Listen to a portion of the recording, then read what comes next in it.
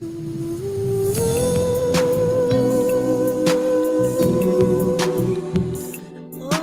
yeah, yeah.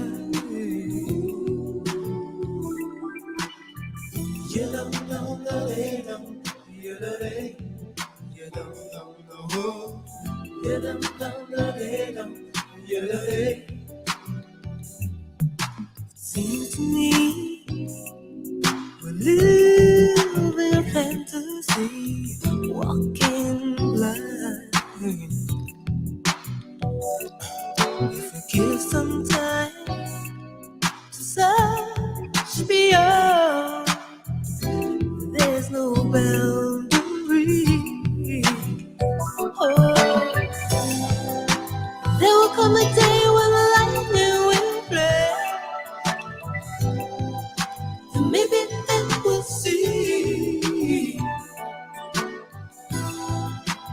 everything we've known all gone in lovely. Is this our destiny? Oh, you can't stop the rain. You can't stop the rain when it starts to fall.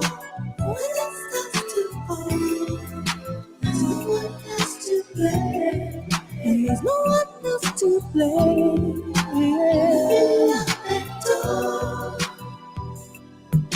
There comes a day when everyone will find who they are. Yeah. So fight on hard, don't ever stop. No, it's your destiny. Oh, there will come a day when the lightning will flare. Maybe then we'll see everything we know all gone in lovely. Is this our destiny? You can't stop the rain. You can't stop the rain when it starts to fall. When it starts to fall, there's no one else to blame. No one else to blame. Live your life and go. You don't know the hate. You don't know. You don't know. You don't know the hate. You don't know. You don't know the hate. You don't know. You don't know. You don't know the hate.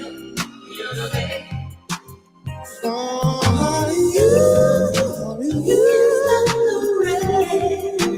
you can't stop the rain when it starts to fall.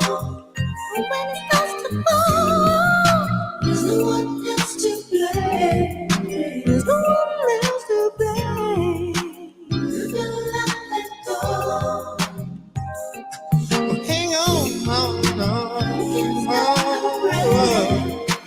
you can't stop the rain when it starts to fall. Ooh, there's no one else to blame. There's no one else to blame. You can't stop the rain. You can't stop the rain. Yeah. Oh.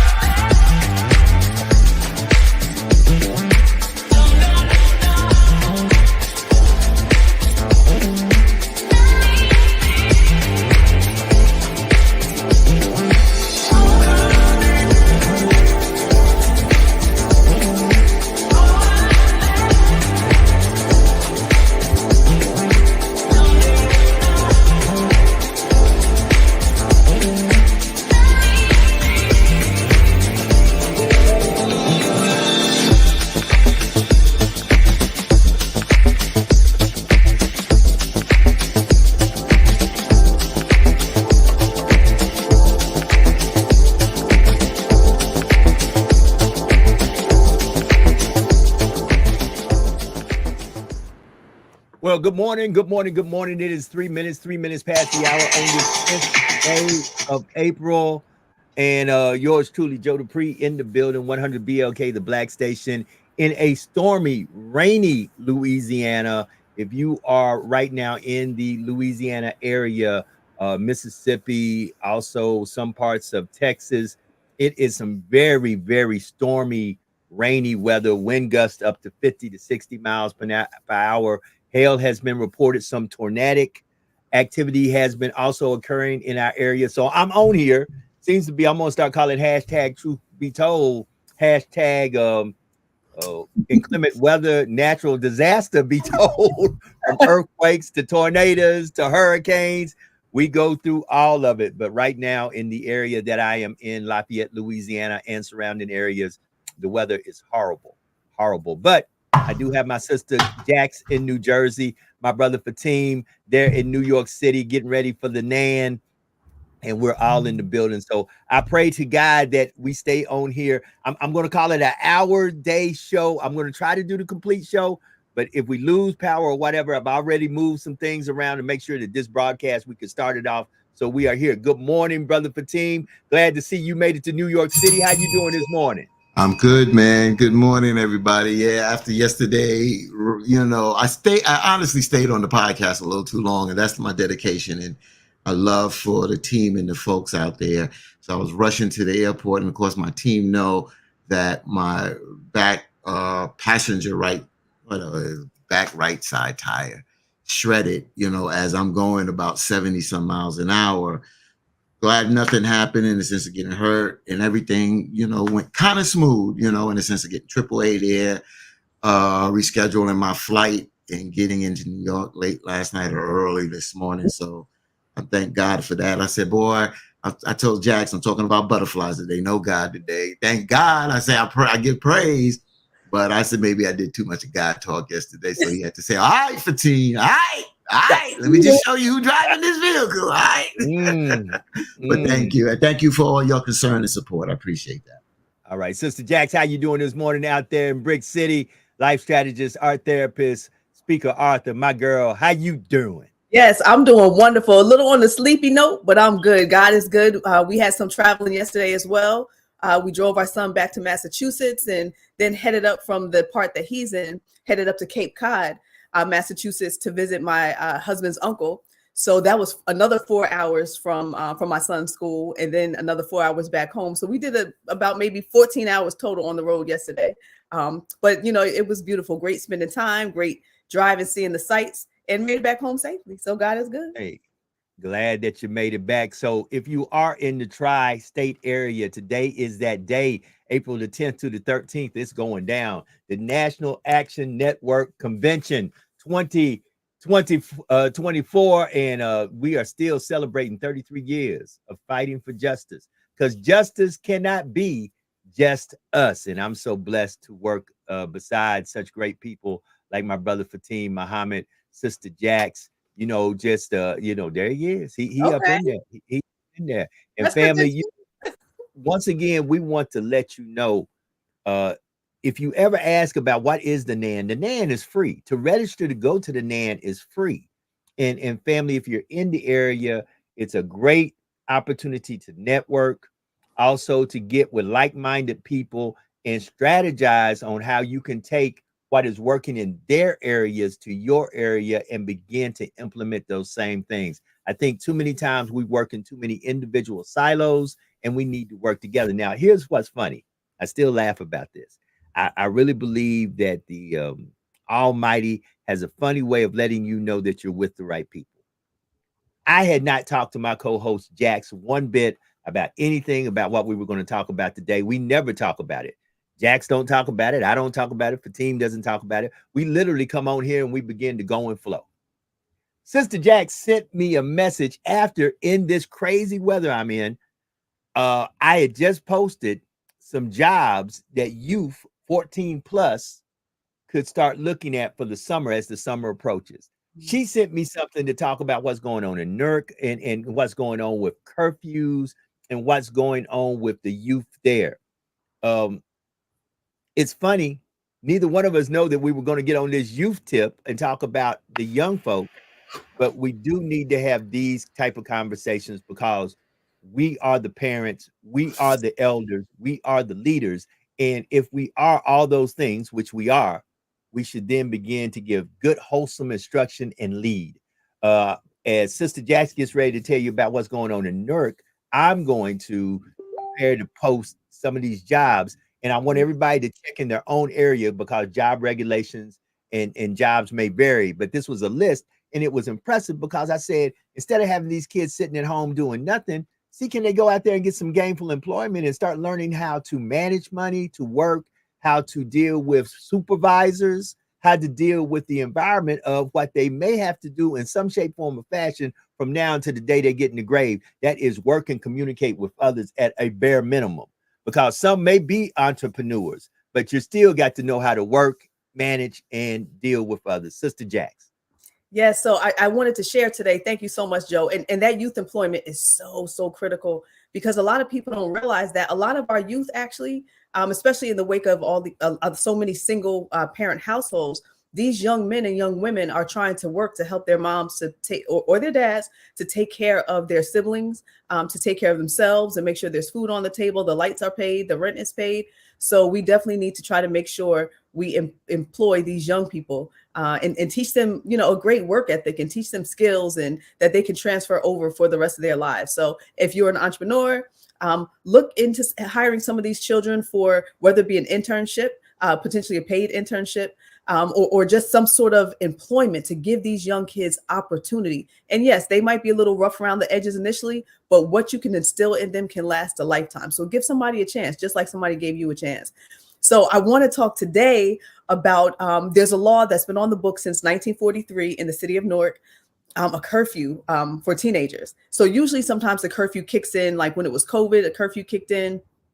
Or when there's a lot of crime going on, it might kick in. But our wonderful mayor who was running for governor of the state of New Jersey, Ras J. Baraka, just partnered up, obviously, with Newark Public Safety. And they are installing this curfew again, right? It's always been there, but they're like activating it and making sure that, there's things tied to it, essentially, right? So it's for teenagers. So between the hours of 11 p.m. and 5:30 a.m. starting this Friday in a couple of days, teenagers are not allowed to be more than 100 yards from their home. So they either need to be in their home or no more than 100 yards from their home between 11 p.m. and 5:30 a.m. So I know, living in the city and working with, my students in art therapy and working a lot in the community, a lot of the crime that's going on is happening during those hours. And I used to always tease my students. I said, if I hear one more of y'all outside of my house screeching and doing donuts in the road at 3 o'clock in the morning, I'm gonna beat all of y'all, because it's too much. And these are kids. I mean, they're 13, 14, 15, 16, 17 years old. Why are you out at 3, 4 o'clock in the morning? It definitely is not acceptable. So I think that this law is great. And what's tied to it is if you are caught the first time, you'll get a verbal warning. Like, all right, you got to go in the house, The second time, the parents are going to have to pick you up from the station. The third time, when for repeat offenders, eventually CPS will be called, Child Protective Services. So you are an adolescent, teenager, you can get removed from your home. That's what it is when Child Protective Services is called. They will come in your home to investigate. Why is this child always left alone? What is, what's going on inside that home? And sometimes parents have to work. Sometimes grandparents are raising their children, parents, and they have to work. So sometimes they're not home in the middle of the night. But these kids need to be able to self-regulate and understand and respect authority in their home and say, let me be in the house because I don't want my grandma to get in trouble. Let me be in the house because I don't want my mom or my dad to get in trouble. And I don't want to potentially be placed in foster care. So I think it's a phenomenal job for the kids who are under 18 years old with this new curfew put in place before the extra crime and drama even starts. So kudos to Mayor Ras and the public safety. What do you guys think about that? I know some people are in opposition to it, but I think it's phenomenal. Well, team. Yeah, well, so I need to speak with Mayor Ras Baraka on this, but I'm not with the curfew. Unfortunately, and I commend Mayor Ras Baraka for and all those on his team Councilman Dupree and Prey and all the others that have worked, especially the street crime folks. The reason why, and I understand that this is a kind of, like Sister Jack says, kind of on both sides of the fence. Why are kids hanging out after a certain period of time? Yeah, and especially doing school. I don't see you have to be outside, 2 and 3 and 4 in the morning doing school. But the weekend, I just don't like the restrictions because it creates too many loopholes for other problems to creep in. You're traveling from work and you get stopped, and then you question, you got to prove this, and you're trying to get home, and this, that, and the other, and then 11 o'clock, people don't even get off jobs till 11 o'clock. And, so I need to know more of the protocol on this, and see how the people, again, I don't live in Newark. So again, I can have an opinion as an outsider. I'm a New York resident. My parents regulated me, but at 17, 11 o'clock, I told my parents where I were, but if we were around the corner sitting on the stoop, and that's more than 100 yards, and I got my radio and I'm just sitting out there with my cousins and my friends, and we're not doing anything, and we're known in the neighborhood, and then the police can roll up, and then my parents and guardians can get in trouble. I just don't like that kind of military police state kind of thing. So I know what they're trying to do. I just have a problem with that kind of regulation. Yeah. Brother, hold on. Let me say something to Brother Fatim. I somewhat understand how Brother Fatim feels. Now is a different time. It's a different day. The same restrictions that you're talking about in New Jersey, those restrictions have been in place here in Louisiana since I've been here in Louisiana, and I'm going on 15 years. And because it is a different times, and children are different. Once again, not only children are different, the style of parenting is different. I've been on the scene of youth, and I want to emphasize this again. These restrictions are for children, for the youth, for young folks, for folks who are 17 and below. Because once you hit 18, you're no longer a youth. But these are in place for people who are 17 and below. And I have been on the scene of tragic shootings amongst 13, 14, 15, 16-year-olds late at night. And you're saying, what in the world are these kids doing in this part of whatever neighborhood with guns shooting each other at 2, 3 in the morning? So, I mean, it's a different time. But I do want to, before I finish that, let me acknowledge this, which I didn't do, and I want to apologize. We are the 4 horsemen. I did acknowledge Jax. I did acknowledge Brother Fatim. I forgot to acknowledge Sister Shauna, and here's why. Believe it or not, just a few minutes before we came on the broadcast, Sister Shauna sent out a text message that her and her caregiver were in the bathtub of their abode because of this weather. There is literally a tornado warning, literally not too many miles from where she lives. So I see she's in the chat. I pray that she's safe. I pray that her family is safe. But I do want to acknowledge that we're literally broadcasting in the middle of a storm, just like Sister Jax on Friday broadcast in the middle of an earthquake. And so now I'll get back to it. Go ahead and say what you wanted to say, Brother Fatim. I'm just sorry. Well, I kind of, and then I know Jax want to jump in. So, I hear this about this different time, and, because they passed a curfew in the malls in South Carolina, that you have to be a certain age, or there's a curfew, 12 years old can't be in the mall after a certain time, and the malls are not open that late. I was like, wait, what the hell are we doing now? So I understand how we see this is it's the same approach with this zero tolerance. This zero tolerance didn't work, and it doesn't work. And you know why? Because it's trying to deal with a problem, putting Band-Aid on cancer. And again, I applaud all the folks that have put in the work to do these things. But it's like you run out of ideas, and then, let's put a curfew and stop this. I'm against kids, but we tell them dealing with youth running around committing crime. I'm against kids just hanging out, doing nothing and doing mischievous things.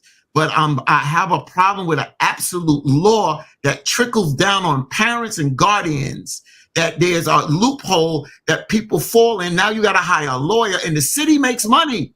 The city makes money because you now got to hire a lawyer to prove that your child was coming from work or going out to so-and-so's house to get something.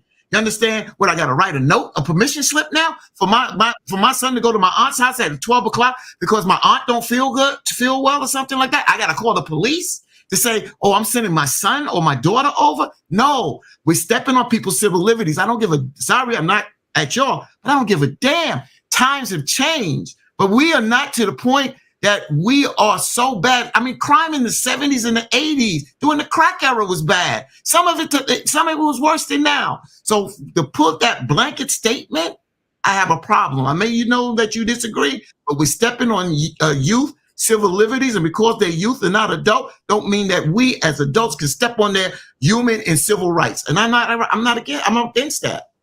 Yeah, no, I got you, Brother Fatin. I definitely understand both sides of the story. But working with these children directly and working with the families in the community directly who have lost loved ones, and I know you guys both work with them as well.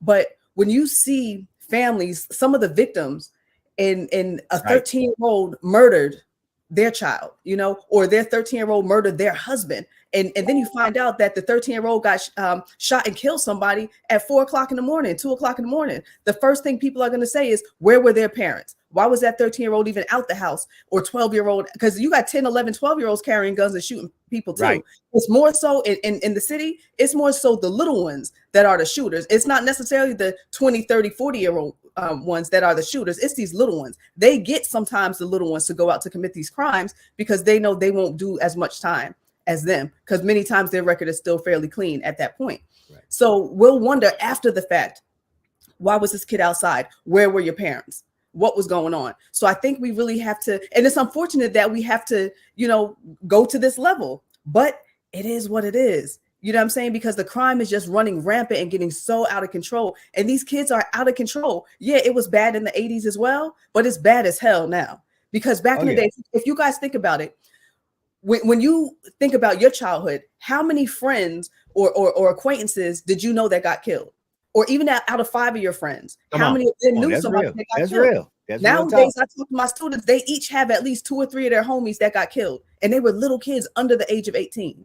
So there's no power in the home. There's no structure in a lot of the homes, which is allowing some of these parents to not be there, or allowing some of these kids to be out in the street. So it's kind of like we have to draw a line somewhere. And Jax, let's just look at what just occurred in Michigan. And Brother Fatim, I want you to think about this. And then I want to place this question and let Brother Fatim think about it while I put out there about what happened in Michigan. Brother Fatim, I understand how you feel. What do you suggest we need to do? Think about that while I put this out here. In Michigan, yesterday, 2 parents got convicted, not for what they did, for what their child did, and holding us responsible and accountable. I say that all the time. 2 words we are lackluster with in our communities is responsibility and accountability. Just like many of us are reactive and not proactive. And I would like to take time out and applaud and ring the bell for the great mayor of North, because I think this was a proactive move. No, people won't like it. I'll give you a prime example. I work in a municipality that's about 35, 40 minutes away from where I live. I literally work in a different county than the county I live in. The mayor of that county, and I say that because most people on here live in counties, we call them parishes.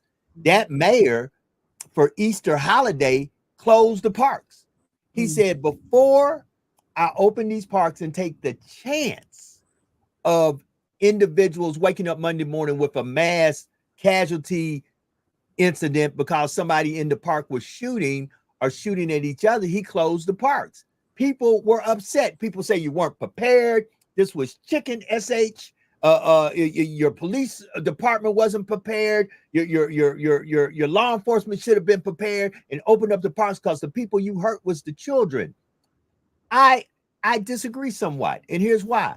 Would you rather to open up the parks, something would have popped off in the park, somebody would have died in the park, And Monday morning, we would have been mourning, getting ready to go to some child's funeral or some adult's funeral or someone's funeral that did not know a stray bullet was flying through the air.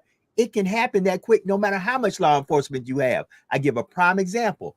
Tons of law enforcement at the Kansas City Chiefs celebration of them winning the Super Bowl.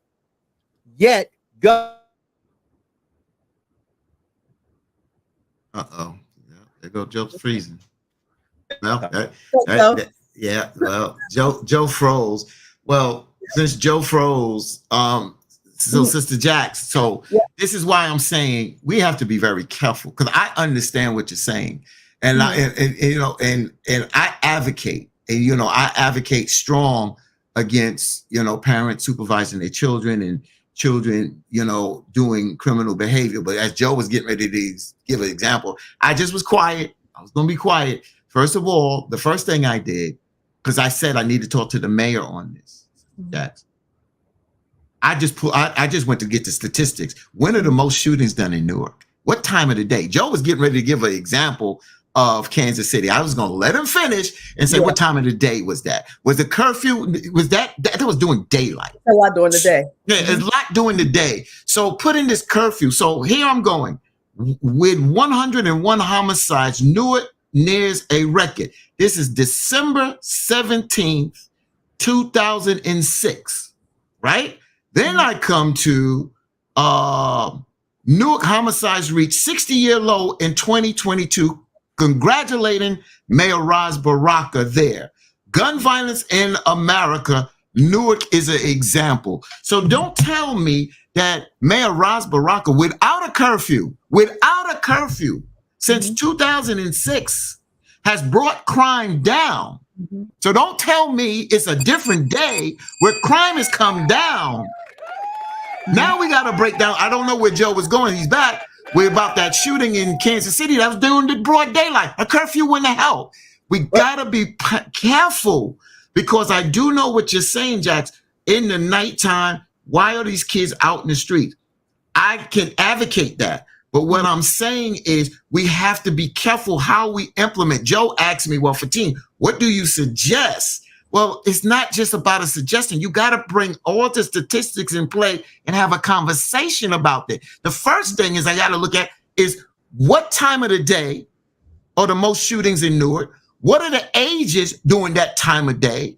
After 11 o'clock, how many homicides and how many shootings are done or the victims are under 18? I need to know these statistics before I sit here and talk about the civil liberties. But Mayor Ras Baraka has come on my program and touted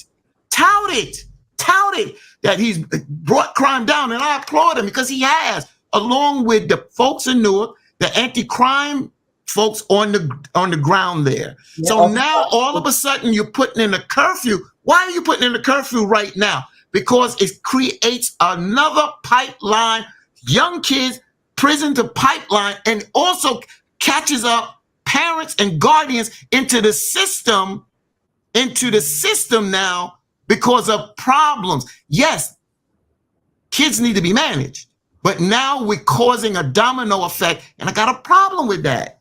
Well, you know, team, hold on. Okay. Sister Jack's been cut off twice, so hold on. I'm gonna bring it back, but hopefully, since I'm here for a minute, because like I said, this weather's got everything going haywire.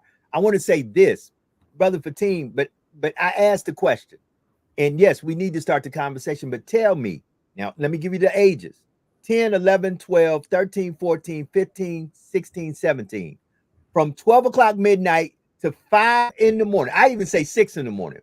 From 12 midnight to 6 in the morning on any given day. Give me a legitimate reason that a person 10, 11, 12, 13, 14, 15, 16, 17 should be out unsupervised anywhere. Give me a good reason. Joe, you asked the question. You ain't got to keep going on. The bottom line is, to give you a good reason, I keep telling you, you start so low. A 10-year, 12-year-old, I had a curfew. 10 years and 12 years, I had to be in the house. Like 10 and 12 years old, I'm in the house when it's dark. But when you get into a teenager, 14, 15, 16, you're working jobs, you're traveling to and fro, you at a friend's house because your parents are working late. They don't want you to be in the home. They get off that second shift. They get in at 12. You're coming from your friend's house, because you did your homework over there. You stayed with somebody because you didn't stay in the house, and you're traveling home. And you get caught up in a sweep, that creates a problem. There can't be a blanket statement here. That's my problem. It can't be a blanket statement saying that there's a curfew at 11 p.m. from these ages, and then now it falls back on the parents and the guardians. There may be a reason. That's number one. Number two, 100 yards from your house. What happens if again, I don't know, and let Jax explain because it's in Newark. What if I'm at Jack's house? Let's say my daughter was 15 and was at Jack's house. You understand? And I know Jax is responsible, but let's just say my daughter, her daughter went to the store, which was 500 yards from the house. It's 11:10, they coming back home. It's 11 o'clock. You get caught up. Now, I know the parents know there's a curfew. Mm-hmm. But I don't believe in stepping on the civil liberties of these folks, just like we did that in the zero tolerance. We stepped on the civil liberties and human civil rights of kids that didn't do wrong, got bullied, and couldn't defend themselves because they got suspended. That's wrong. You got to be careful here. You got to be careful. Mm-hmm. Mr. Jackson, you know what? I got you, Brother Fatin. And Joe, you are absolutely right with that. And Brother Fatin, there are 10, 11, 12-year-olds actually out there that are committing crimes as well, right? I agree. So the one good thing with one of the other good things with the mayor and public safety's initiative or enforcing these laws, their goal is not to arrest and lock up these kids, right? It's to, work things out, give them a warning, it's almost like when you're rearing your own children. Yeah, exactly. Right. It's giving them a warning. And then it's also giving the parents some accountability, like what is going on? Because guess what? In a lot of these homes, a lot of the trauma and stuff that's going on in these homes, nobody really knows about. But it manifests when these children go to school or when they're in their community or with their peers and they're acting out. So with CPS, Child Protective Services, getting involved, it could actually, on the flip side of it, actually be helping some of these children, saving some of their lives, because some of the conditions these kids live in is deplorable. And nobody would know that they're living in deplorable conditions or unsafe conditions if CPS didn't go there. So now maybe we can get those children help. Maybe sometimes those children do need to, even if they're a 16-year-old gangbanger, sometimes guess what? They still need to be removed from their home because sometimes the homes are really not in the greatest of shape. The mothers or fathers maybe can't provide for them. There could be domestic violence going on in the home. There needs to be some other provisions. So the mayor's not trying to lock up the kids. And the law also is for if the children are out and they have to go to work, they're allowed to do that. Or if they're out with the guardian, they're allowed to do that. Right. It makes me think about, go ahead. And do you know, and I just looked up, does curfews work? And they're talking about Newark. Studies have been conducted over the years and say youth curfews have little to no effect on crime and human and harm prevention. See, this is what I'm saying. We quick to jump, and I understand, Jax, trust me, because to hear a 12-year-old. I mean, I had my friends got shot. My friend Garth got shot. My friend Troy got shot. Unfortunately, it was not after 12 o'clock in midnight. But I've seen crime. So don't think I come out of Brooklyn. So the streets of Brooklyn. So Fatin understands it. I'm not in the suburbs. And because I'm in South Carolina, don't think I come out of the hood. But what I'm saying is we have to take a look at this across the board. It says right here, youth curfews has little to no effect on crime. Just like they come up with these strict gun laws. Does that stop the criminal? Does that stop the crime? Does that stop crime going up because they got tougher gun laws in certain states? No, it hasn't. So we gotta be careful because you know where they're implementing this at? In our communities, on Black and brown. And who gets caught up in the system? Our kids, our parents, our guardians. Be careful, y'all. Yep. So, I definitely get you, Brother Fatin. So hold on. I agree with you, Brother Fatin, but here's what I would infer to anybody. And I say this, and I can only speak for Louisiana and where I live. If you right now look at the docket, because I have the ability and I do this. If you look at the youth crime docket and you go to the youth detention centers, they are full. They are so full in my area that right now they are slating to build a new one, because there's really only 2 in my area, and both of them are full to capacity. And understand, some crimes that youth commit, because you can't put them, because the heinousness of the crime, you can't put them in the youth detention center. You literally got to clear out a wing in the adult jail or prison for the youth. We literally had right here in Louisiana, they were sending young children.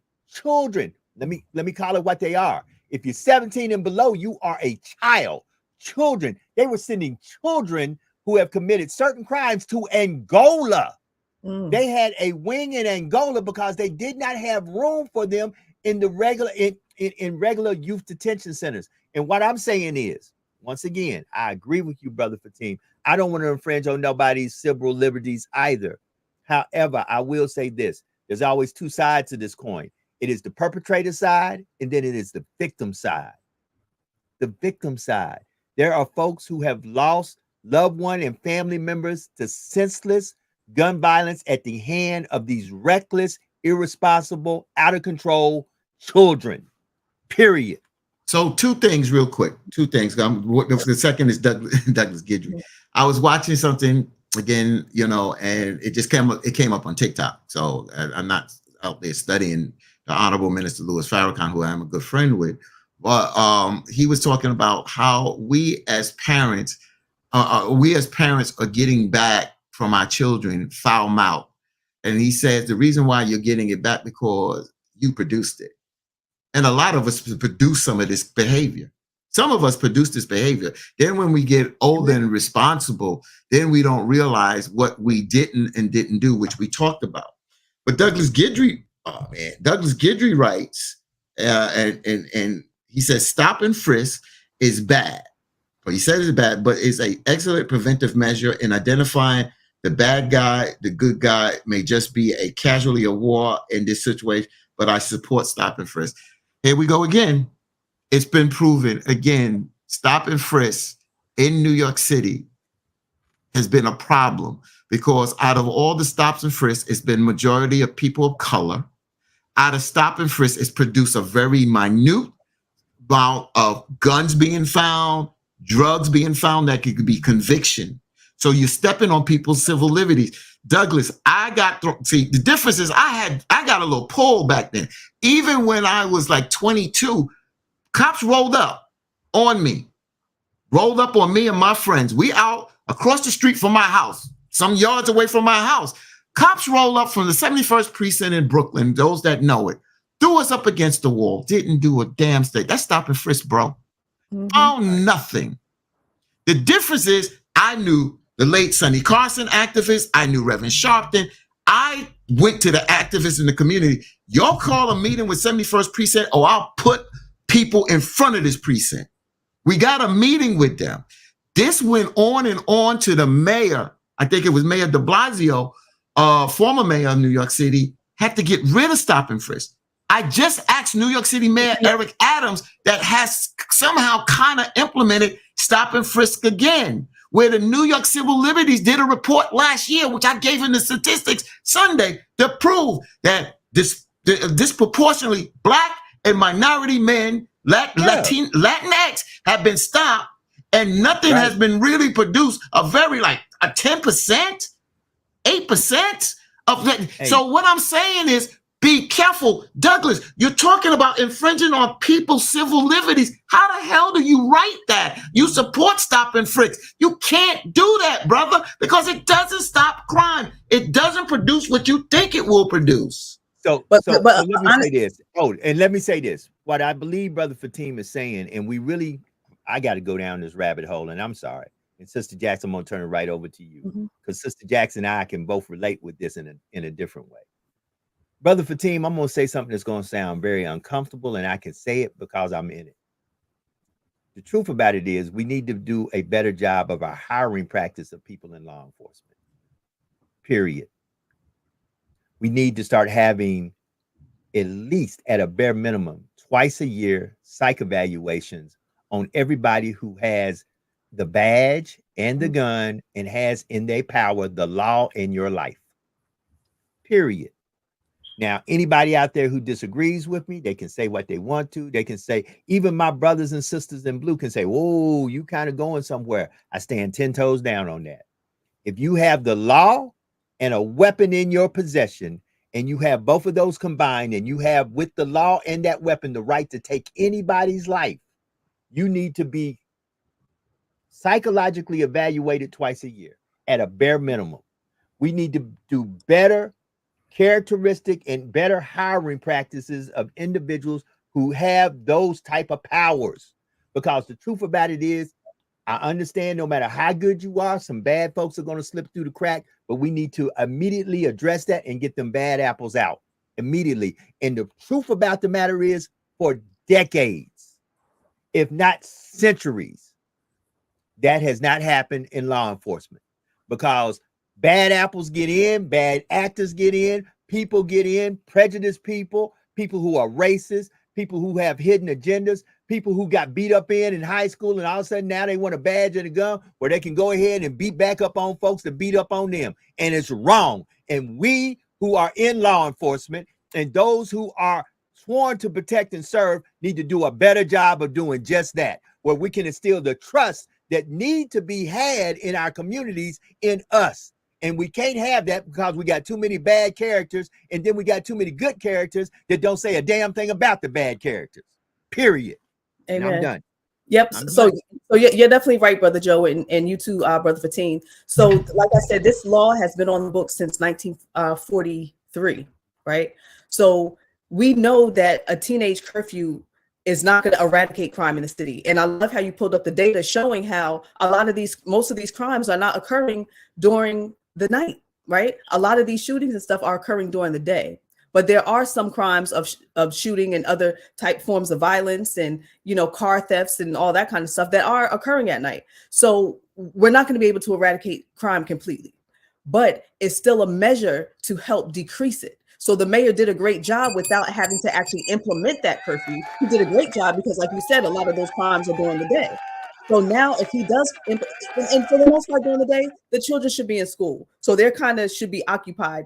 But some of the ones that are committing the crimes, some of them are not even really going to school, right? So that's another issue. And that's another reason why if CPS gets involved, they can help to deal with that, factor as well. Because guess what? Some of the children aren't going to school because they don't have clean clothes. It was a young man the other day, I was talking to him and he's like, Miss J, I don't have, I go back to school on Monday, but my clothes are dirty and I don't even have money to wash clothes. Do you got $10 so I can wash my clothes? You understand? So some of these kids don't go to school for reasons such as that. And even this makes me think back to when I had a roommate, right? My sophomore year in high school. She was from my sophomore year. She was from South Africa. She even said back then in the 90s in South Africa, if you got caught running down the street, the cops would come up to you, try to arrest you or question you because they're like, are you running from committing a crime? Like, what's going on? So they were hard body even over in South Africa trying to eliminate and eradicate some crime. But no, are we ever going to be completely crime free? Not at all. And I just want to read real quick before we go to that job posting. Brother Guidry posted this. Nobody wants the call that I received, a call to identify one of my kids on a gurney at the morgue due to gun violence. That is a very proactive law and will save some kids. So even if it saves one kid, even if it saves one child, one grandma, one daddy, one mommy from installing this curfew and implementing it at nighttime, one is better than none. So, and I want to just say again, we said, our prayers and condolences to you, Brother Guidry, on the loss. Nobody wants to get that call, and somebody would probably say to me, Fatin, what happens if you get that call, so-and-so? How would you react? And I would react the same way that I'm reacting now, that we got to get these guns off the street. We got to look at the bigger problem. America is a violent country. We're a very violent country. Stop running from that. Stop running from that. We are a very, very violent country, and it trickles down, y'all. Then there's abundance. There's more guns in America than across the globe. You understand what I'm saying? How many guns are here? We got to look at the big problem here. And again, you're right, brother. You and Sister Jack, one life saved is a good thing. And I understand that. Just like Douglas Guidry wanted to say, a smaller percentage of guns was taken off the street. That's a good thing. But you look at the disproportionately of those Black and Latinx that are stopped, and then the increase of police misconduct also goes up. Yes, brother, you can't do this. You can't. And somebody else talked about. Pat Gabriel said, he said, why we deal with civil violations instead of human rights. So my thing is, if you want this to live in a police state, live in a police state. But once you live in a police state and you give up your rights, then you'll start bitching and moaning and complaining, I can't do this and can't do that. Because then once they continue to open the door, then you see where we got to abortion, even though some may disagree with abortion. But for those that I believe in have a right to choose, I have no control over no woman's body. You understand? You see how these things creeped in here, creep. I'm telling you, watch how they're rolling back. Look at affirmative action. Look at all the things that they continue to turn back time after time. See what happens, y'all. Next thing, there's going to be a curfew on adults. And then you're going to be like, well, there's crime out here. Man, come on, be careful what you ask for. You know, it's funny. You're right, Brother Fatin. It makes me think of Jeffrey Canada. Do y'all remember Jeffrey Canada from the Harlem Children's Zone? Yes. Right? So several years ago, I remember I saw him do a talk, and he was talking about the foods that we eat, right? And I think New York, at some point, they passed some law, possibly, I don't remember, dealing with like soda and like a big drink. And I remember Jeffrey Canada. Mayor Bloomberg tried to pass it, didn't get passed by the city council, though. Oh, gotcha. Yeah, so they were trying to pass some law that you don't need to have like a big soda, just like going to the movies. They shouldn't be selling it that much, right? So it's kind of like the same thing. We cannot police ourselves. It's almost like giving a kid a 2-liter bottle of soda and giving them a straw and say, here's your serving of soda. Back in the day, a kid gets a Happy Meal or something. It's a little as, soda. But nowadays, parents are allowing this, jumbo-sized drinks and all this processed stuff. That's right, Fatin, get that water, boy. Get that water. I got my water here. That's a petty old 6 foot plus son of a biscuit eater right there. That's right. But yeah, so sometimes like government, they do put their nose in areas where it doesn't necessarily need to go.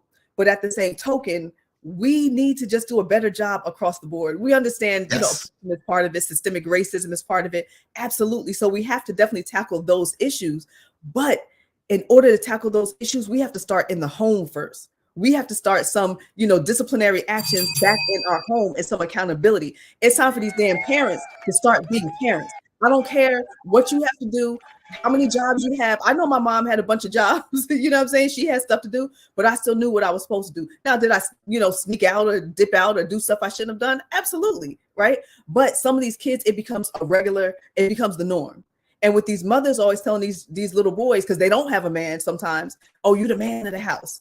Brother, you are 10 years old. You ain't the man of no damn house. That's a problem. Right. So we're giving mixed messages. So now when these little 10, 12, 13, 14-year-old boys want to come and go throughout the night acting like men, now it's a problem. So now the government kind of steps in and say, okay, here's a curfew since you can't curfew your own damn kids. So it's up.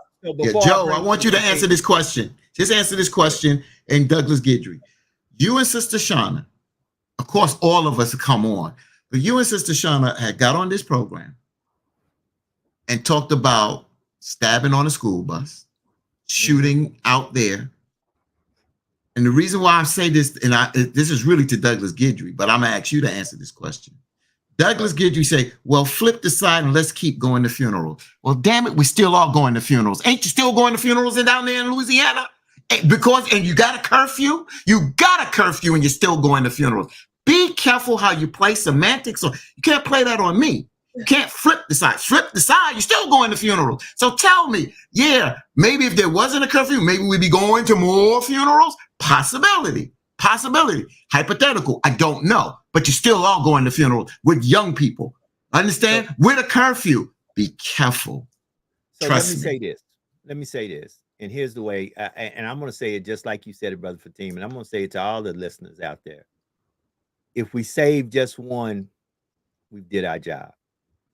However, the biggest problem that we don't address outside of the social economics, the systemic racism, and the education is how we ourselves, people of blackness and brownness, how we ourselves sometimes negate the tools that are at our disposal to help better our lives and our children's lives. You know, I laugh all the time because I do this once a week, sometimes 2 or 3 times during the week. I go to tutoring sessions and I just walk in, speak to folks, and I notice that there might be 1, 2, maybe 3 people at the most. I've never been to a tutoring session where I saw free tutoring session, where I saw more than 3 Black folks with their kids in there trying to get their kids some help on how to read, write, and do better in school. But then I go to cheerleading practice, dance practice, and the place is packed. I go to basketball and football and baseball practice, and the place is packed. And here's the crazy thing. There's 2 football players I personally know barely can spell their damn name. And every time I go to those practices and I walk up to them young men, I say, hey, how your mom and dad doing? They give me love. I go over to them and I say, you know, they got a free tutoring. Yeah, but, you know, they got to win the state championship. Family, start looking your damn self in the mirror and ask yourself, contributed to the demise and to the falling apart of us and our people. We got to get our priorities in order. Like I said, I go to tutoring, free tutoring, not charge, free. And I could go there this week and take pictures and post them on here. And you'll see how many Black and brown kids are in there. Maybe 2, maybe 3, maybe.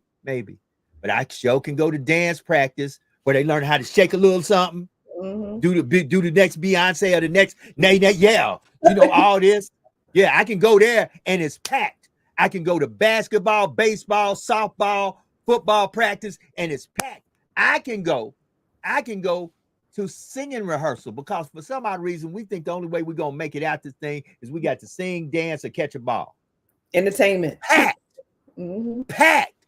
But when it comes down to somebody in there that said, look, I'm gonna give my free time to try to help your kid with algebra, trigonometry, biology, wherever they're failing, you can't find none of us in the building.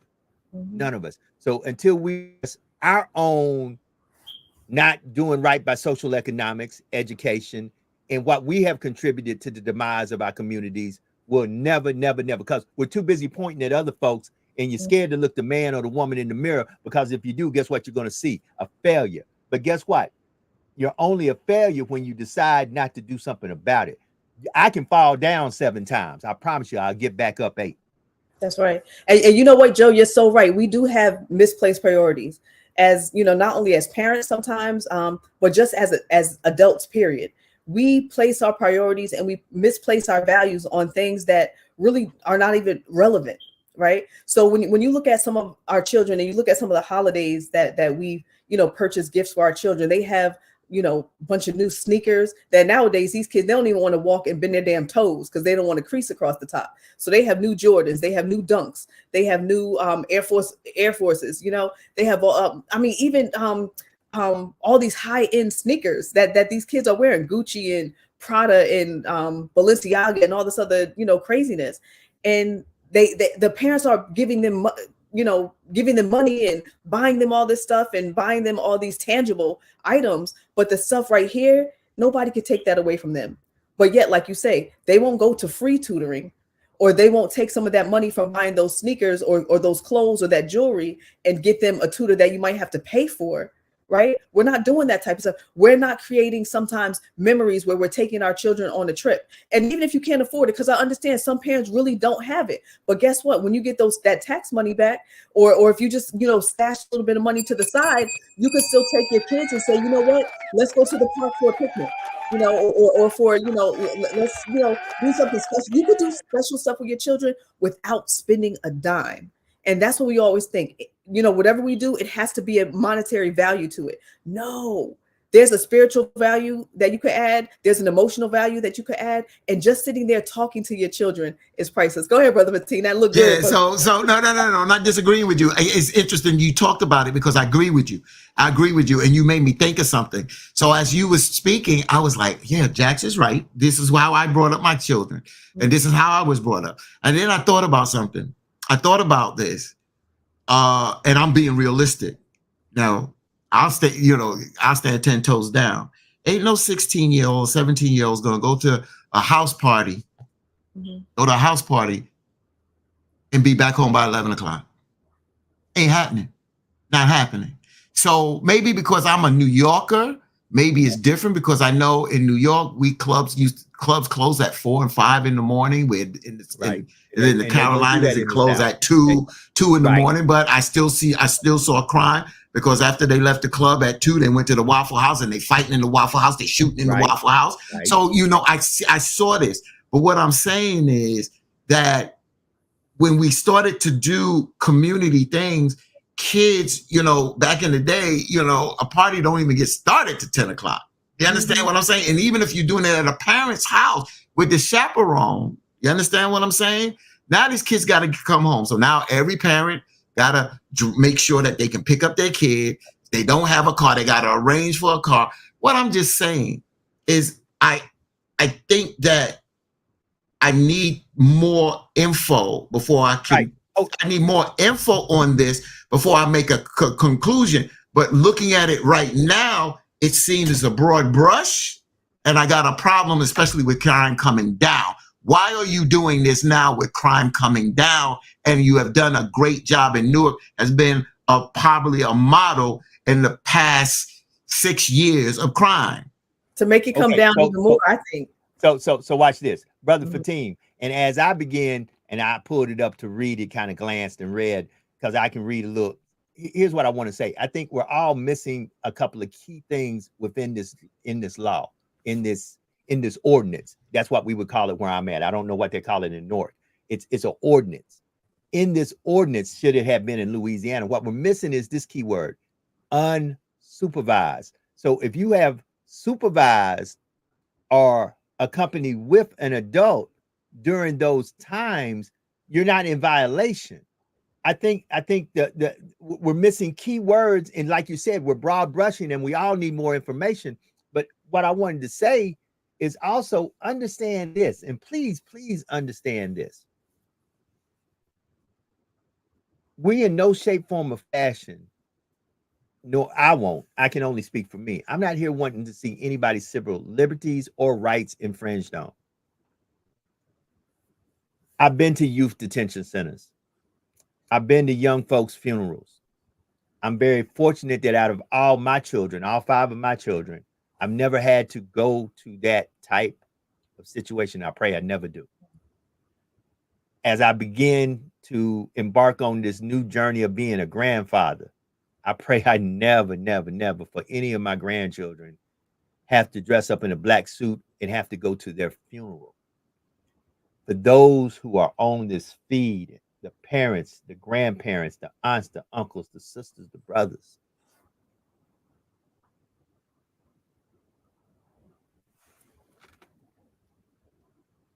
I can't imagine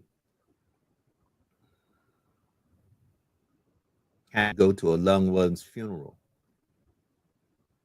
due to senseless gun violence. And I really don't have a lot of words to say except, family, we got to get this together, because we talk a good game until you get that call like Brother Guidry got, and it's your child. I don't care what nobody say. A lot of us talk a good game and why, and this, that, these, and those. But if you got that call and on the other end, they're telling you to go to the morgue because you got to identify your child, all bets are off. All this politics and all this bourgeoisie is off. You might right then and there change your whole philosophy about life and how you approach things if you get that call. That's why I tell folks we got to be more proactive than reactive, because many a times, if you break it down, we agree on more than we disagree with. It's just that none of us have the communication skills sometimes to communicate it, that we are in a place of understanding. Let me just say this. So I'm reading an article on this, and what I read about the curfews and about not working and them implementing this and the points, the positive points that you made. I can't run away from positive points. I'm not stupid. But as I'm continuing to read the article, it says, and I didn't read this article, and it's amazing what I said. It says proponents of youth curfews law said an ordinance can help to reduce juvenile violence, gang activity, and other types of crime. That's proponents of youth curfew. But administrators with several North Jersey municipalities have begun to back away from the use of curfew laws, stating that such ordinance might be constitutionally flawed. They're constitutionally flawed, y'all. They do this and they don't get challenged, and that's why they stay implemented. I'm telling you, Joe, if people rose up and dealt with this legally, they can turn that around in your state if they choose to do that. But it says in 2001, a New Jersey Superior Court judge struck down West Orange youth curfew law when it came under fire from the local ACLU. Once these ACLU and your local civil liberties organizations start getting this and start bringing lawsuits, and the city's going to have to pay. So why open up a can of worms here? It's just not being challenged, but you're stepping on people's constitutional rights, and children have constitutional rights as well. And then it trickles down on the parents. It's a problem legally. So what I want to say is this, and I can say this from some seats and some tables that I have sit at and do sit at the present moment. This is where, at the top of the hour, I want to emphasize again, elections and your vote does matter. Many folks don't want to admit to that, but it does. One of the reasons the ACLU did challenge what we had going on in the state of Louisiana with the curfews and with the infringement on the civil liberty rights. But once again, understand elections matter, because when these things are tried, they're tried in courts of law. And depending on what state you're in, certain judges who either got elected or appointed may have either progressive views or conservative views. And guess what? I've come to learn that depending on who you're with, what views you stand on, is how you interpret the law. It's good that you said what you said, Brother Fatim, because the biggest problem we have is the interpretation of the law. You can have a progressive judge look at the same law that a conservative judge looks at and interpret it totally differently. And that, my friends, is where elections matter, because it does matter if you have somebody who's conservative and anti whatever, or you have somebody who's progressive and pro whatever, because look at what just happened. You brought it up, affirmative action. Affirmative action got shot down because the judges in place read the same law that the folks read that put it in place and interpreted it differently and said, this is not no longer necessary. Roe v. Wade, the same thing. So let me go back to what I always say. Your vote is your voice, and it has power. And don't let anybody, black, white, green, blue, purple, with antennas on their head, convince you otherwise. Because these elections matter, and who is in office and who is in the position of power matters. Period. Sister Jax. Yeah, I mean, I love how you brought up the Constitution, Brother Fatim, and we know the Constitution is just jacked up anyway, right? So it's not always a benefit to us. Sometimes it's a detriment to us. I think what the mayor more so is trying to do is just to, and the Office of Violence and Prevention, is to just find a way, because they don't, even when this was created in 1943, there were issues still back then. So, and there continue to be issues that are even more pressing than ever before. So even when you mentioned, 16-year-old, at a party, the party's just getting started at 10, right? But even when we think about it, even as parents, what's really going on at some of those parties, especially nowadays, it's, not 9 times out of 10, it's not a real wholesome, party, especially if it's not even an adult there to potentially bring that child home, so sometimes there's still the drinking, the smoking of weed, the, TikToking, the, just a whole bunch of inappropriate stuff, that is not conducive to the growth and betterment of some of our children. And nowadays, it's, a lot of that stuff is streamed live, right? There's a lot of violence. I mean, I had a kid in my class who was at a party, not far from his home, and he was 16 years old, and the guy that he went to the party with shot and killed somebody. Now his friend and he had no idea his friend was going to end up shooting and killing somebody that night, but now he got charged as well, and then he ended up in my class.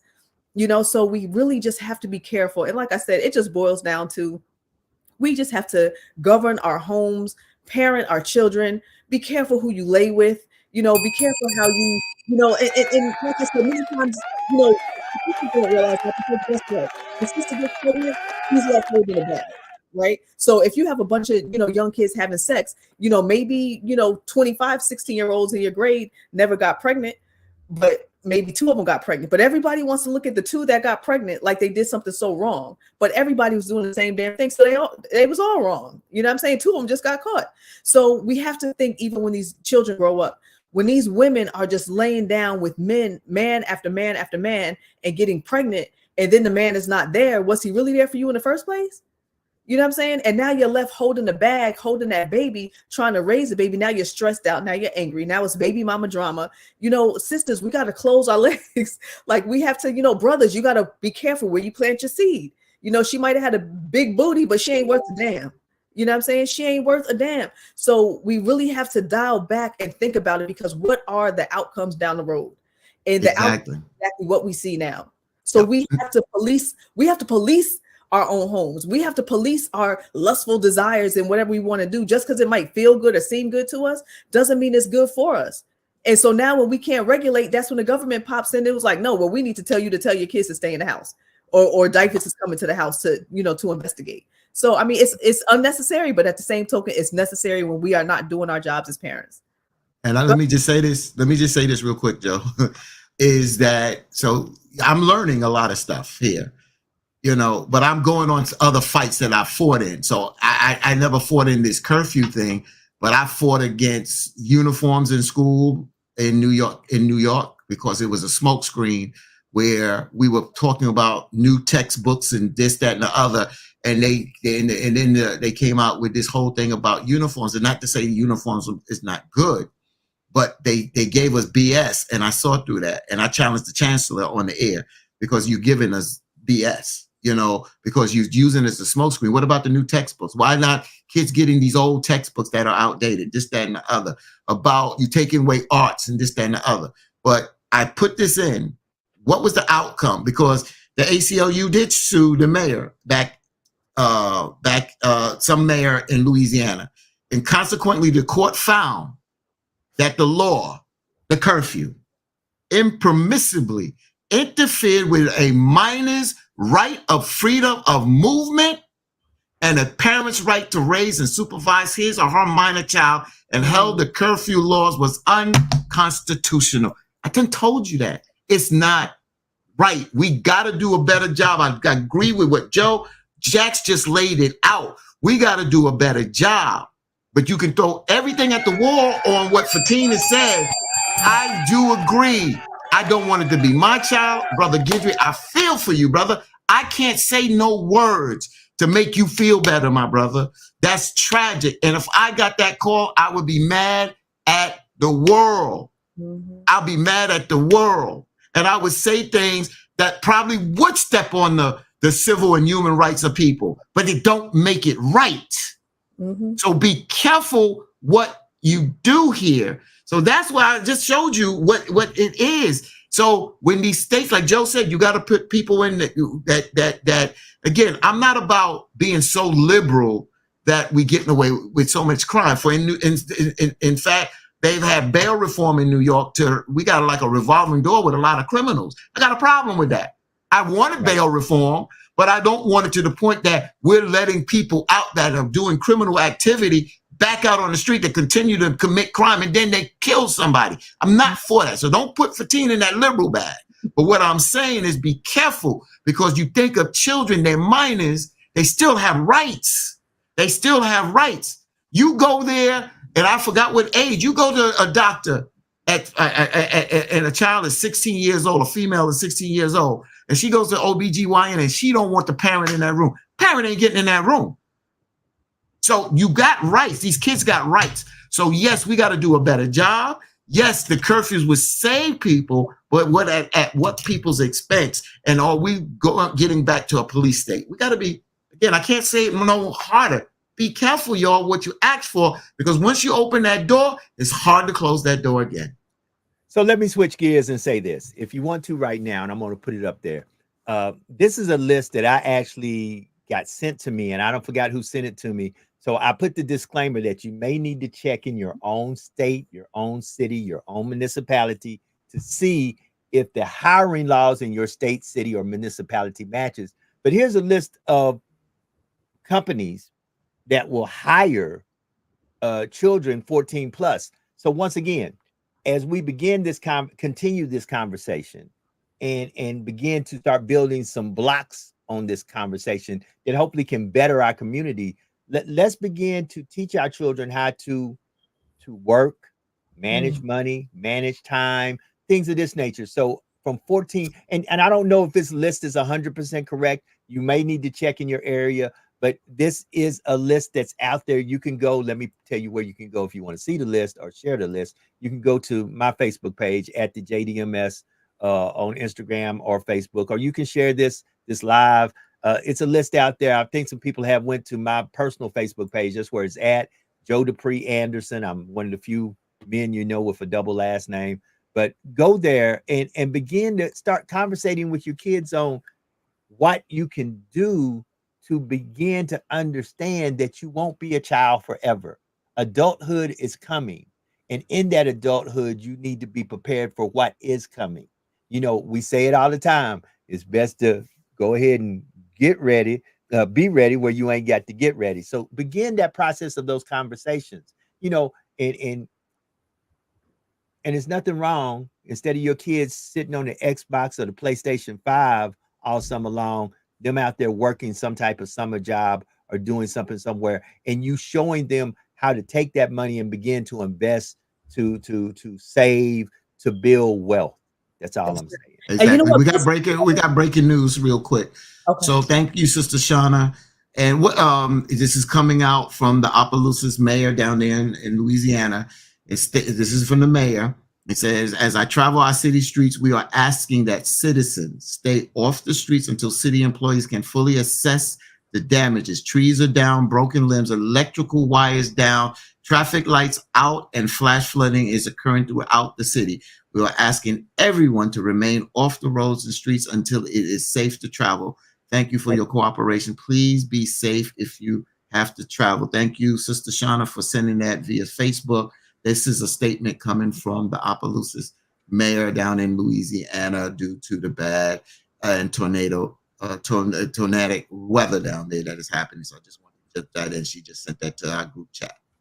Wow, thank you for sharing. Thank you so much, Sister Shauna, for sharing. You be safe out there and everyone else in Opelousas and wherever this weather is traveling. I know Fatine up here, we're about to have some bad weather over the next couple of days, apparently. So just prayers for everybody. If you have any special items that you want to protect, if you know your area, you're in a flood zone, try to keep it high or get it out of your house and maybe get it to a friend or relative's home that's not in a flood zone area. So just, protect yourself and listen to what they're saying you need to do. You don't have to try to wait stuff out just to see what's going to happen. Be proactive, like we always talk about, rather than reactive. So safety and prayers for everyone.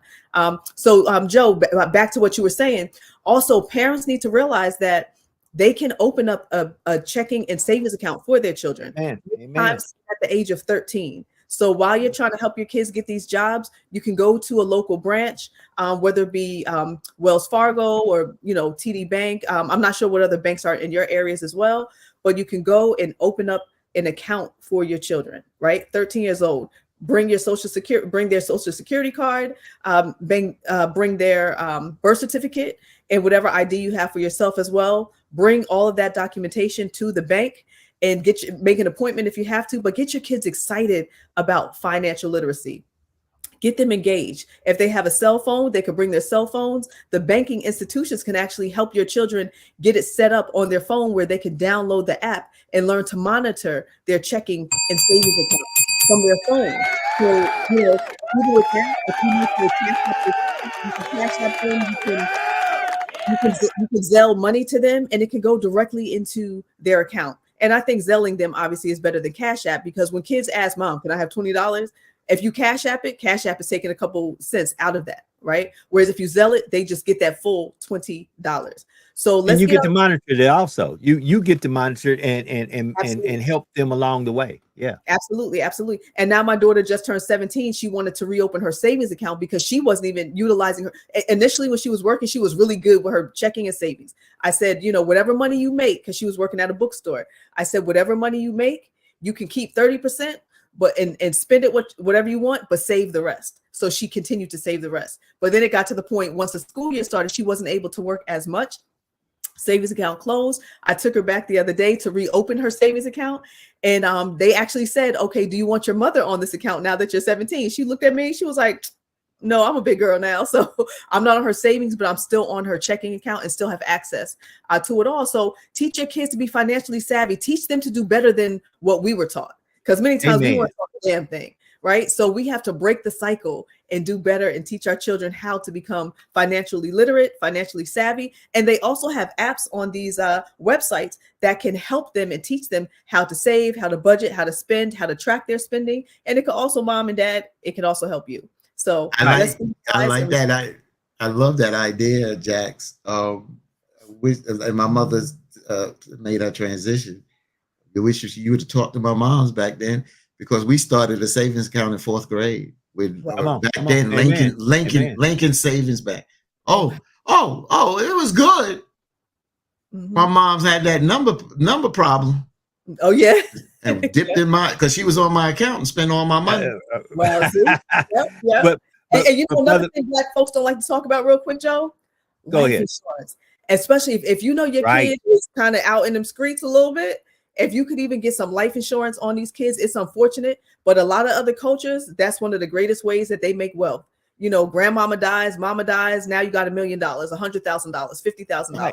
So it's going to happen to all of us at some point. But especially when you have these little teenagers and they're living an unsavory life, you don't want to look at it like you're trying to monetize off of it. But it's still protection, and just in case. And if you are in poverty right now and you have a life insurance policy out on your child, and God forbid something happens to that young man or young woman, maybe that $100,000 policy that you got on them, and God forbid something happens, and maybe you only had to pay $20 a month for it, and heaven forbid something happens to that child, that $100,000 could not only help to pay for that child's funeral services and expenses. Maybe you might want to take some of that money and start a nonprofit to help prevent some of the violence in the community. Maybe it can help you to purchase a home outright to get you out of that environment, pay off some debt. But obviously we don't want to capitalize and wish anything happens, but reality is reality. Everybody else looks at it except for us. So consider life insurance as well. And that's why I feel we need to, all 4 of us, including Shauna, who will be returning back to us shortly. We need to start bringing some people on here to talk about just that. We need to start bringing some professionals that look like you and I to talk about savings, checking, investing. Mm-hmm. Many a times we have platforms like this, and I'm not just here to talk about liberal, progressive, conservative, ultra right, ultra left issues. I'm here to talk about things that will better us as a people. We need to, I've got a good friend who called me yesterday. He wants to come on here and talk about farming. And I laughed because he said, how many of us really know how to plant and harvest a crop? And he laughed at me because he said, I really need to ask you that, since you grew up most of your life on the farm with an excellent farmer, with a man who people from the state of Tennessee still. And I laughed about this because I had to remember that the University of Tennessee came to our farm and watched my dad do what he do for a year because to study him. This man didn't even have a 9th grade education. I used to ask my dad, how do you know how to do what you do? And he'll say, well, I watched the moon, and my daddy taught me about the almanac. And I said, but you can't read, Daddy. He said, I can read the moon symbols and I know what it means. Wow. See? Yeah. And I was impressed. Okay, Go ahead. No, so I think this is a stage thing about farming. I don't know, and I'm gonna just say it like this. I think I would like to do this in stages. I would like to bring on John Boyd, head of the Black Farmers Organization, because the Black Farmers, with Black Farmers, there are people out there. I think, you're talking to people that maybe don't farm, but we need to understand the importance of those that do farm. And what we also got to understand that the obstacles that Black farmers are going through in this country with the last administration and this administration, even the Biden administration. Oh, and even those before. It started long before. Long before the last one. Right. It goes this farming. It goes back. Oh yeah, John Boyd. He took his mule into Washington, D.C. He drove his tractor into Washington, D.C. Yeah. John Boyd is a good friend of mine. Let's bring him on. So I'll bring him on, because I think before we get into farming, I think we need to understand what Black farmers do, what farmers do, but what Black farmers and the challenges that they are having before we get into that, because I think we need to understand what is being done so we can appreciate that conversation better. Because I think if we talk about farming, where a lot of us in the urban concrete jungles, we're not looking at that. You understand? So I think we need to understand, because this is a plight. And I think when you understand the plight, I think we can become more supportive of those that are doing it, even though we're not doing it. So that's what I wanted to add to this conversation. I don't disagree with that at all. Just like I tell people in rural areas of the South, you have to understand the hustle and bustle of the city. Many a times that's our problem. We don't spend enough time understanding each other's geographical area and the challenges that we face in these areas. See, that's the problem. It was funny. I think we had this conversation yesterday, Fatim, and I just want to bring it up to everybody real quick as Jax returns. Many a times you only see life from where you're at, in the seat that you're sitting in. And as long as you look at life at the seat you're sitting in, sadly, you believe the world revolves around your area. It don't. You are part of something bigger than where you're at. I never forget the first time that I made it to the continent of Africa. I was in amazement because I was in some urban areas that I was like, wait a minute, this place looked better than New York and London, better than Paris. Wait a minute, I don't see no folks with bones in their nose. And, now don't get me wrong, we went out to the bush. And in the bush, I promise you, a rabbit in the bush looks at you totally different than a rabbit in the zoo. A rabbit in the bush look at you like, come on, get up out the truck and see what happened. Peter Cottontail will put these big paws on your ass. And that's just but when I got there, I was amazed because some of the cities were so beautiful. And it was nothing that I was told. And even when we went out in the bush, the intelligence of them brothers and sisters out there was amazing, how they would sit there and track. Look, them paws right there belong to such and such. And you'd be like, what? And they would tell you things that let you know how intelligent we were. They didn't tell you that. Right. They didn't tell you that. And we just need to get to the point we better understand each other, but each other in different geographical areas, because they Black folks all over this world. Let me bring Jackson on this here, because I didn't want to just start speaking it. Let me bring you on this, because as I talked about John Boyd and understanding, I forgot about something. Farming is part of our preparedness. That's right. Farming is part of our, I know, Jackson, farming is part of our preparedness, because when COVID first hit, we didn't know what this was. And I was part of the brother I mentioned, Aton. I was part of this other group that it wasn't a secret group, but you had to be someone to be part of this group that, like I said, we had doctors, we had farmers, we had nurses, we had people that could do things that could get us medicine, get certain things if we have to live off the land. And one of the things that in some of our emergency meetings that we have had is that how we have to live off the land. It's nice to be able to store canned goods, but if you got to get on the go, you can only travel with so much. You guys don't even know that you can order certain type of food that comes already packed in that you can travel with. But what happened? So my cousin in South Carolina, she's a city girl, but she moved. She moved to South Carolina, and now she has a garden in her backyard. We got to live, because now we're not dealing with the pesticide. We're not dealing with the pesticide, but it was something else that inject the hormones into these things.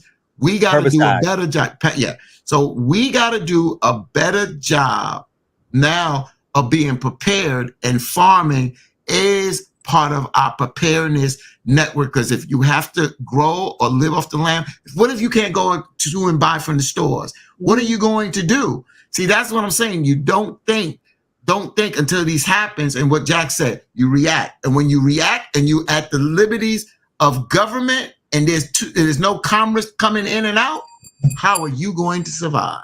That's right. Before we go to Jax, I do have a caller on the line. I hope I have the caller on the line. Caller, are you there? Yes, caller there. Okay, so go ahead, introduce yourself, say where you're calling from, and say what you want to speak about right quick, and then we'll go straight to Jax. Go ahead. Of course, I'm Douglas Guidry. I'm calling from the great state of Louisiana. Okay. I just want to make it clear to Brother Fatim and some of the people that's listening in the audience. I think we should look at stop and frisk as an option to alleviating ourselves from the gun violence that plague our cities and that are taking some of our youth out. Like I doesn't work, Guidry. It doesn't work. It doesn't work, and it steps on civil liberties, my brother. So I can't. I'm gonna let him finish, but I can't implement something that is unconstitutional. It's been proven. So why are we going to implement something that goes against our rights? Well, the government does that at all times through the eminent domain process. Sometimes they're able to take stuff from you, So are we picking and choosing here, Brother Fatim? No, what happened is in New York, we've lost people. Amadou Diallo, we've lost people because they have keys in their hand, because they have candy bars in their hand, because of their color of their skin, because they've been stopped and frisked, they've been profiled on, brother. We fought for this for years. And I am not going to approve or even think about something that was illegal and we fought against, man, and won. That's why I'm so adamant about that. I can't even fathom of trying to bring stop and frisk back. But on the other end of the spectrum, illegal guns were identified, right? Illegal guns, but a very small percentage of illegal guns are caught when you're profiling individuals, especially black and brown folks. You can't do that, Douglas Guidry. You can't do that. Who's committing the most crimes? Is it black and brown or white? Why don't you look that up? Well, sadly, it is white folks. Right. That's the point. Okay, that's the perception. That's the perception. So let me say this to both of you. First of all, Brother Guidry, I do agree with Brother Fatim. Once something is proven to be illegal and unconstitutional, we shouldn't even visit there. If we do want to talk about it, we need to use a different terminology, because the terminology stop and frisk has a certain persona and a certain aura to it. I understand that you say that there needs to be more preventative measures to get guns off the streets. I agree with that. I don't think the term we need to use, in my humble opinion, to try to give some clarity, not only to you, but to other folks in the feed, because once again, I said this yesterday, a lot of us in the feed and who tune in, and I thank everybody who tune in. I don't care what your education is. I don't care if you're a PhD. I don't care if you barely made it out of school. But at the end of the day, most of us are just folks who are listening to the issues and trying to find our way in this world. I think what you're saying is we need to find a way similar to stop and frisk that does not use the constitutional dehumanizing things that stop and frisk did that made it unconstitutional and illegal, to begin the process to make our community safer and to get these guns off the street. I think that's what you're trying to say. And let me just add this. Let me just add this to you, Douglas Guidry. That's why we talked about this the other day on this show 2 weeks ago with retired NYPD New York Police Department Mark Claxton. South Carolina Right. passed the law. It's the 23rd state. Louisiana has the same law that now 18 years old, no felonies, no record. You can go in and buy a gun without being licensed. So if you bring back stop and frisk, you're walking up on people that have a right to have a gun, but now you're walking up. Even if you see a gun, you can't walk up on them. Once you walk up on them, you understand what I'm saying? And let's say they are felon. The felony charge won't stop because you didn't have probable cause to stop them because you saw a gun. That's why, brother, stop and frisk is not going to work. So let me give some clarity, Brother Guidry, before you come in. The law says you could always, if you didn't have a felony, you could always buy a gun at age 18. That's not what the law says. The law says now you can conceal carry. I don't have to know that you have a weapon on you. You can be walking around with a jacket like Brother Fatim has on right now. If you're 18 years old and you're in the state of South Carolina or the state of Louisiana, in Louisiana starting on July the 4th, if you're 18 years old, you can have on a jacket like Brother Fatim has on right now with a weapon underneath it. And I can't say a word because at the end of the day, it's legal for you to carry that now. That's what the law says. You can buy a weapon, but you can't just walk out in public with it concealed. It used to be you could open carry in certain states. That means you could buy the weapon if you were legal to own a weapon and you could walk around with it visible. I'll let you speak, Brother Guidry. The floor is yours. Right. And listen, man, stop and frisk is an extreme measure. I remember before my 18-year-old son, he just passed with sickle cell, but I bought him a white Lexus and he was riding with his friend. Stop, Douglas. You done lost two children? Hold up. Yeah. Wait a minute. Yeah. Wait a minute. I want to breathe for a minute because I just saw you last night. Do you know this is the first time I ever knew this? You have lost two children? Yep. Yeah, he said it on the show. He said it. Yeah. Wow. He said it because he said one to gun violence and one to sickle cell. When I mentioned my wife, he mentioned sickle cell too. Yes. Wow. They both didn't make it to 20. They both died young. So, and like I said, I remember buying him a white Lexus, bro. And he told me he was riding. And he said, "Daddy, man, the cop stopped me." Just through casual conversation, he said, "Man, the cop stopped me and said, man, that car was stolen." I was like, "Dylan, no way." And I got so upset. That's when I went to the mayor, Joe, and I asked, "Hey, can we get a citizens review board over police practice?" Because I was that upset because I knew the car wasn't stolen. But I put myself in the mind of that officer, like, why would you stop a group of black guys and come up with the whole narrative that this car is stolen? You're a bad officer. Mm-hmm. But then on the flip side of that, the city's probably plagued with carjacking and young kids playing with guns, right? That still doesn't give an officer the right to pull over anybody. And I say that, I stand 10 toes down. It doesn't, just because the city is plagued with, when you sign up to be a law enforcement officer, you sign up to protect and serve. You know what you're signing up for. You didn't sign up to make up, to bully, to lie. Right. You didn't do none of that. You signed up to protect and serve, period. That officer was probably going off a reasonable suspicion. Would a reasonable man believe that crime was in the commission? You know how it goes. A couple of black guys and a Lexus. You know what I'm saying? Let's flip it. Let's see what's happening. I'm guilty because I'm black. I'm not guilty by association. I'm guilty by being black. When he told me that, man, I was very upset because I knew he wasn't that kid. But then I also understand the way this goes, you know. So I'm not saying stop and frisk. I'm just saying it's something that we should look at. It's something that we should talk about, like we're doing now. Mm-hmm. That's all I'm saying, guys. Appreciate it. I appreciate it. Man, we appreciate you calling. We appreciate you calling. Listen, if you'd like to call in like Brother Guidry, phone lines are open, 225-250-8770. It is 32 minutes past the hour. And I got to put it back up there again because I'm just so happy that this is happening. I am so happy that this is happening. Look, it's going down right now. The NAN is happening. If you are in the tri-state area, I know Sister Jax is going to be attending. Brother Fatim is there. Brother Fatim, kind of tell us just from your experience, because this ain't your first NAN. what can people expect? Expect a large crowd, but there's different forums and seminars that are held, and we go from the second and the third floor here at the Sheraton, Times Square, New York.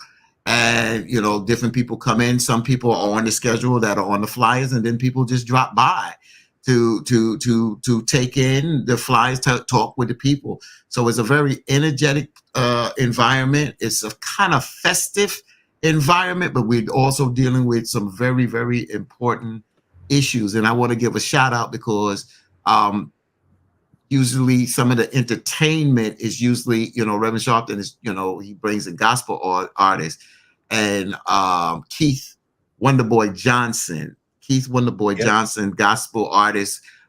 He grew up with, my cousins grew up with him. His father's Phil owned a barbershop over there off of Ralph and St. Mark's in Brooklyn. My family's very close with him. He sang at my mother's funeral, and he passed last year. And the last time I saw Keith, not the last time I spoken with him, but the last time I saw Keith was at the National Action Network convention last year where he performed. So our prayers and condolences still go out to Phil, his wife, and the friends of Keith Wonderboy Johnson. But folks, if you can come, it's free.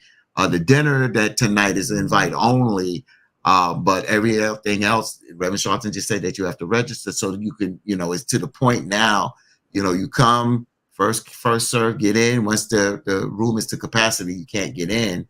But there's a lot to be discussed. We got a lot going forward. And this year, matter of fact, hold on, wait a minute. Hold on. I got to just take myself out of here.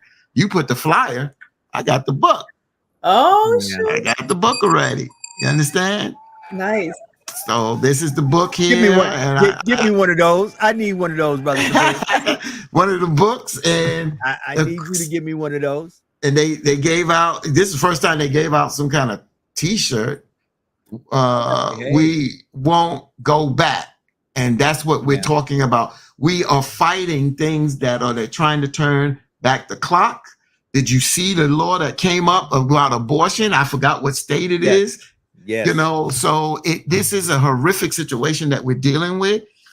They brought a law off before what I forgot what state it was, before it was even a state.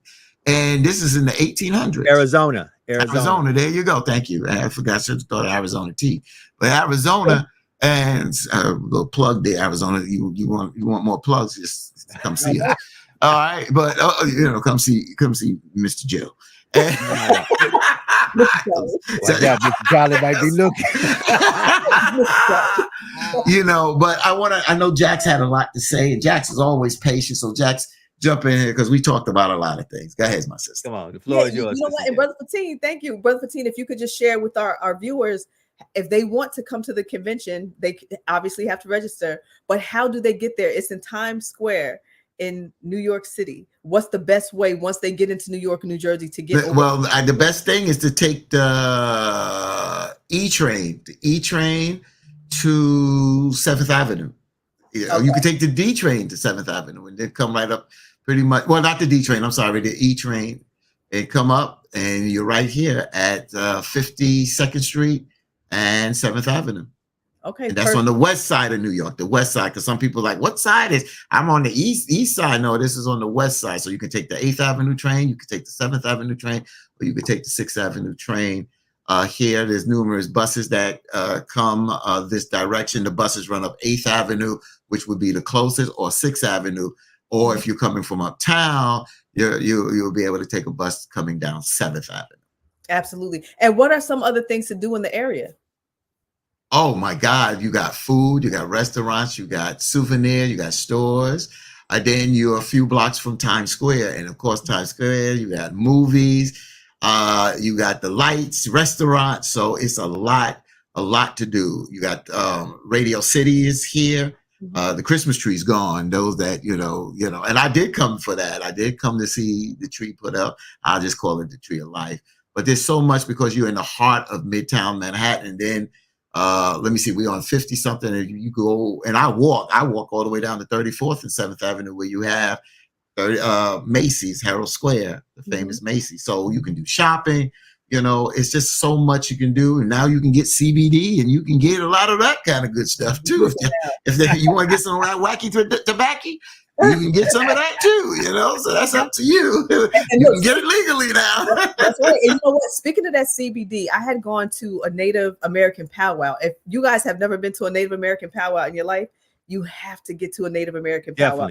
Definitely. Oh my God, it's so like it brought tears to my eyes because I know from my ancestry, I do have, you know, different tribes, and actually seeing the people that are my people, a connection, because, you know, in Africa, initially, I didn't know, you know, what tribe or, you know, what region I was connected to in Africa, but I knew in my family, they said Blackfoot and Cherokee and stuff like that. So when I saw those, you know, Indian chiefs, you know, with their beautiful headdresses and the women with their beautiful garments on, their dresses and their fringes. And I mean, it was just so amazing and such a spiritual moment. So I was there one day and purchased some CBD. It was like a cream, like in a Vaseline tub, kind of like a cream. And if my bones were hurting, my knees, my back, like whatever, I would just put that doggone CBD, you know, on my body. And sometimes I applied the heating pad, and man, it took every ounce of pain away. So check out your nearest local CBD shop, do some research, find out what CBD oil or rubs are good for anybody dealing with arthritis and things of that nature. So definitely check it out. But get to a powwow. Exactly. There you go. It's powerful. Yeah, you had some of that peace pipe too. I understand. You had some of that peace pipe. I want to shout out somebody that's in the chat. And my this is my best friend, Tony Love, is in the chat. Now, if anybody, yeah, that's my boy. Now, I haven't because y'all know the righteous side of a team. Me and my boy. Oh yeah, and he's Omega Sci-Fi. He's a Q dog. Okay, he's a we already know, Tony. Yeah. I'm not. Bow wow, yippee yo, yippee yay. Yeah, I'm not a Q, and I'm not throwing Qs because the Qs they did something for me because my brother, we was down in Virginia, and we go down there. We was going down there doing Labor Day. A lot of folks converge, like what is it in Atlanta? What they call it? Like Freaknik and Bike Week and all that stuff. Well, Bike Week is Memorial Day, but the I forgot what they call it. Freaknik. That's what Freaknik. Yeah. So before Freaknik, we used to go to Virginia, and we were coming out of a party, and me and Tony was walking, and they had the white officers there, and they had dogs. You know what that means? Black people, dogs, police. That's not a good mixture. So me and my boy Tony, historically. Yeah. So me and Tony, you know, and we the kind of brothers, we don't drink, we don't smoke. So we're not agitators. And I'm not rolling with Reverend Sharpton at this time, but we're righteous brothers when, you know, and we just asked, what's the purpose of the dogs? Why y'all got the dogs? And the dogs came kind of close. Next thing you know, they started chasing us. So as we're running, I see a ditch. I said, jump to my boy Tony. He didn't hear me. Oh no. Dog is on him. Dog didn't bite him. He's in the chat. So if he wants to call in, he can call in. Tony He's in the huh? I said, what, Tony got one leg now? What happened? No. They got one leg. But what happened is, and this was so ironic, the cops surrounded him. And the black cop that was there, the only black cop was there, stunned my boy Tony. Oh, no. He said, take this, you nigga. Tony's here. He can call in if he chooses to. Take this, you nigga. Took him to jail. And I remember he worked for some kind of law firm or whatever, and he had that card in his pocket. So he wound up going there. And I never forget this.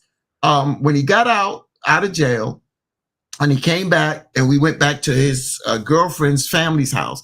And I remember one of the brothers was talking, oh, yeah, man, I'm going to make a phone call, this, that, and other, blah, blah, blah. Because I'm a Mason. I didn't know nothing about Masonics from a Mason point of view at that time. But I said, like Tony's with us. It might be my boy. I might be my boy. A bitch and dog. Yeah, and I'm telling you, and I was saying, you may be a Mason and you're supposed to be standing, you know, on that square, but we still got racism here, my brother. You know, and I was talking to, I was more militant. But is that my boy Tony on the line? Yeah, so before we bring Tony in, let me clear up something real quick with everybody. I can't speak about nobody, but I can speak quickly to all my Masonic brothers and sisters who may be in here since he brought up traveling people. Stop sometimes trying to insert yourself in because you are a traveling man or woman, that all of a sudden, because you belong to this ancient and very sacred fraternity, that you've got some mystical power over law enforcement and the court systems, because you don't. Brother Tony, welcome to the China Club. Tell me about this, brother Fatim. Welcome to hashtag Truth Be Told. Tony, are you on here? Tony, I'm trying to. Tony, talk to me. Tony, are you there? Glad you got both legs, Tony. That story had me shoot for a second. Right. Are you there, Tony? Tony, are you there? Is this Tony? Might not be Tony. Whoever it is, they're not saying anything. Might be Rodriguez. Oh, might be Rodriguez. Yeah, because they're not saying a word. But the call back. Whoever it is, call back. Yeah, it's a New York number. Call back. But the bottom line is, you know, is that we lived our life, and one of the things that, okay, let's see. Here you go. Get it together, Joe.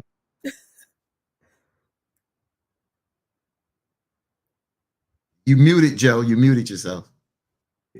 Tony, you're not saying anything. I can hear you now. Can you hear me? Yeah, we can hear you, Tony. You must be in a place that you must have some funny services. Go ahead, Tony. Talk to us. No, I'm good. I heard you the first time. You must have been on mute. Good morning, everybody. How y'all doing? Good morning. And it's good to see you this morning. I'm sitting. I've been watching you guys. Great, and don't call in, but I heard him shout me out about that moment in Virginia. Yeah, he kind of coming in and out. Yeah, I don't know if that's him or me. Having a ball. Even 41 years in Omega, bottom line, part I was going to hang out, I hung out with my boy. And Tony, here's what we're going to do. I'm not because you're sporadic. Like this. Right. You keep on coming in and out, and it might be on my end because we have bad weather on my end. So, Tony, tomorrow, when the weather is better, we're going to have you call in because I want to hear this Tony Fatim story, especially since you a Q. So that's why I had to hang up on you, Tony. I'm sorry. But here's what we're going to do. Tomorrow, we're going to have the Tony Fatim story, and we're going to find out why the Q dog could not handle the dog. So, there we go. We'll do that, you know, and we can talk a little bit about, again, I can't go into too much of what Tony, you know, did, but when we dealt with women, one of the things that I always admired about how me and Tony dealt with women is that we never got on the phone and abused them. We never talked bad about them. You know, and when we were single men and we did our thing, we did the damn thing, but we never was abusive. We was never, and that's what to me taught me about respect, and it gave me the chance to practice it. I knew I always wanted to respect women, but when we were dealing with and dating, or however you might want to see dealing with women, me and my boy never got on, and we never called a woman that B, that H, and we were intimate with some women. There's no ifs, ands, and buts about it, but we never disparaged them. We never did that. We respected these women, you know, how we roll at that particular time, you know what I'm saying? So that, to me, that was important, and that was practicing, because I always said that we can deal with our sisters, but we can deal with them in a respectable way. And you talked about that, Sister Jack. You talk about women need to close their legs. The bottom line is, a lot of times that we have so many challenges in life that sex is, even though scripturally I got it, you don't supposed to do it like that, but sometimes you want pleasure. And sometimes we just catch so much hell that sex is that brings us that just a little bit of enjoyment and pleasure through a hectic life. And when we're doing that, a lot of times responsibility goes out the window until, and then you be like, Then they got a lifetime of pain right after. Exactly. So 18, at least for 18, for those who want to look, hold on. Here's what I want to do. Let me do my Mr. Charlie. Oh, shit. Family, we need to find for team somebody. I'm just saying. I'm getting ready. We ain't got find for team nobody. Hold on. Find for team nobody. For team, I always do it. I'll be exact. I'm gonna get me a Fatim cape around here. Every time he do it, I'm gonna throw a cape on and be like, listen, family. I'm gonna start saying, women, I want y'all. Do y'all listen? I can't do it for me. I belong to somebody's.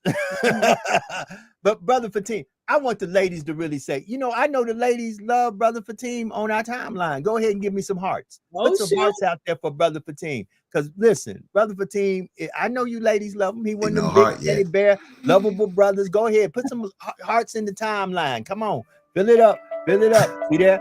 Even crazy folks trying to call that. Probably Rodriguez calling right there. Talking about they all calling it Fatim now. Yeah. That one came up spam risk. I ain't gonna put no spam risk on here. Trying to call him from the tub. Right. Trying to call it from the tub. I tell you what. 12 minutes to the start of the hour. Family, I am happy to say, because I just finished looking at the radar, it appears that this inclement weather has passed through our area. If you are 30 minutes above me in St. Landry Parish, be careful. The mayor, Mayor Alcindor, did put out there, if you don't have to be out and about, do not be out and about. There are trees down. There are power lines down. There are individuals who do not have electricity. Be safe, be careful. And if you don't have to be out in this weather, after it appears that we have had a tornado to pass through the northern area of where I live, what we're going to say is really cut plain and clear. Stay at home. Stay at home. Stay at home. Stay safe. Stay at home. It is 11 minutes to the stop of the hour. Once again, in New York City, it's going down. It's going down. Can I tell you it's going down? It's going down. Going down, y'all. Yeah. With that being said, let me start off then with the brother in New York City. I'm going to let him close out with some closing words. First, Brother Fatim, the floor is yours. Well, let me just go back out here. You know, again, I love our folks in the chat. Matter of fact, Brother Eddie Bonnet was chatting with me, you know, through the night last night. As I was traveling from the Carolinas here to New York City, and I thank you for that. And Brother Guidry, again, my heart goes out to you, my brother. And we're going to have a conversation about sickle cell, because you said both your children didn't reach the age of 20. And, you know, that's not an easy thing to bear. You understand? I'm so glad that you had your children as long as you did. I know you wish no parent wants to bury their child, let alone their children. You understand? So, again, our prayers and condolences go out there. And even sometimes I go hard. It's not, you know, I still got compassion and love for you, my brother. So that's there. The bottom line is, you know, I don't have, you know, I didn't have a prepared, you know, I never really have a prepared closing thought. I just think that we have to think that what we're trying to do is we're trying to save our babies. And every time I look at Jax, I hear Joe, I hear Sister Shauna, and all those that are trying to save our kids, they are willing to do whatever it takes to save our children. So don't miscue it or you know, change my words around that. I want to save our babies. And like you say, if you save one, you know, that's better than not saving none at all. But we got to do it in a responsible manner. And I think if we were in drastic times, and some people, I just don't think we in drastic times, martial law come into play. But we're trying to do the best that we can, and we commend those that are doing the job out there. We need to talk to those folks out there that have done crime, that are younger. Let's hear from the youth. Let's hear from 16 and 7. I don't want to hear from 10-year-olds, but I think I want to hear from 16 and 15 to 17-year-olds about this curfew. How do they feel about this curfew? And, you know, and is it something that they feel is going to work? Because sometimes we have to listen to the children. And even though it may be not constitutional, the children may say, okay, So maybe it shouldn't be a law, but maybe we as kids need to band together and send a message to our peers that maybe we don't need to be out on the streets that time of the night. And we need to do a better job. And maybe we need to relay that to our parents and our guardians. So that's the power that we have in our hand. So that's the words I would leave with you today. Sorry, it was a book. No, that's great. That's great. Sister Jax, I see you muted. Can you unmute yourself? Unmute your mic. Yes, sir. There you Look, go. I was blowing my Go nose. ahead. My allergies been acting up, y'all. I understand. Yes, so great show today. Thank you everyone for tuning in. We love all the kind words that you say and all the things that you do to challenge us, to try to make us better and to have us look at things from a different perspective. So we appreciate you guys and we love you. So my words for the day is coming from my book, I Am Bigger and So Are You, right? You can get the book on Amazon, I Am Bigger and So Are You, Skills for the Soul. And there's a page in here. It says, life may not be easy. Life may not seem fair. Use your intellect over your emotions, and a solution will always be there. Think first. It just makes sense. It will save you heartache, time, and perhaps a few dollars and cents. So let's use our intellect over our emotions and practice some emotional intelligence, guys. I love y'all and have a blessed day. Was that Joe on that page? Was that Joe picture on that page? The little scientist? No, he got hair. He got too much hair. No, I talk about the smiley face without the hair. Yeah, Bob and smiley face. You funny. You funny. That's why you gonna put it back up, best. Stop showing it, Jack. He ain't gonna do me that. No, he ain't gonna do me that. So look, I do have something I do want to say. Since Brother Douglas Gidrian, once again, I wasn't listening or I let it go past my head, but wow. Brother Douglas Guidry, with all his losses, is still out there advocating for the greater good of all children. Brother Guidry and I have teamed up. We are working on taking about 15 kids to Southern University, which is an historical Black college and university in Baton Rouge, just to show them the campus, young high school kids, to show them that there is hope, there is a way, and we need help.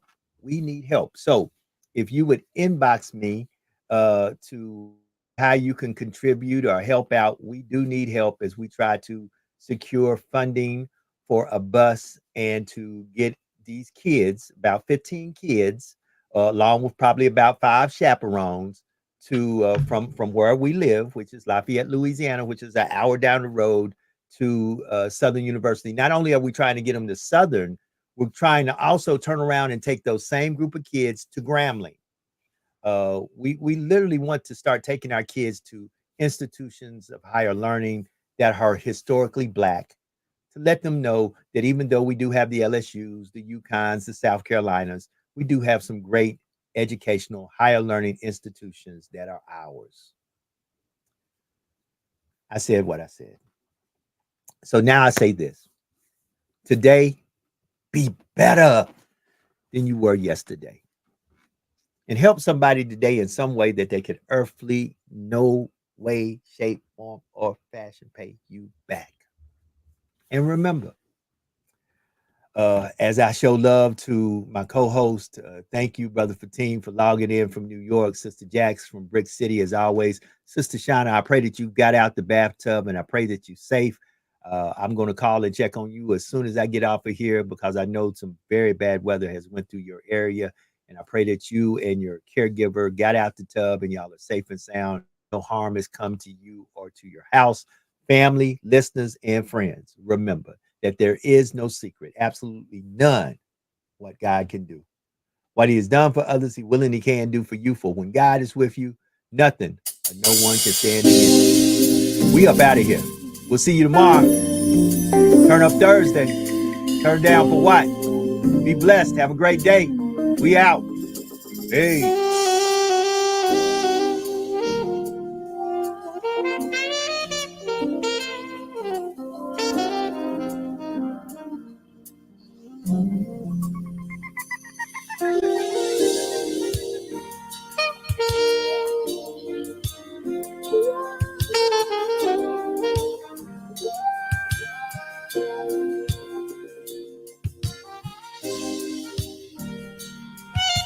Thank you.